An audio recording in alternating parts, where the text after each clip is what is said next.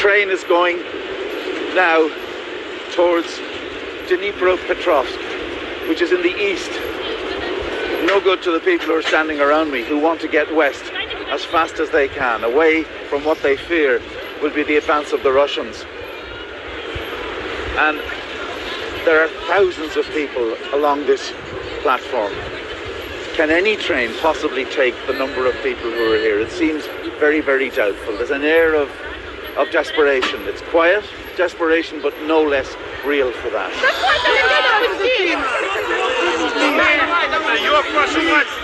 This is hard to credit, to believe in the Europe of 2022. People are just crushing all around me, trying to get onto these trains.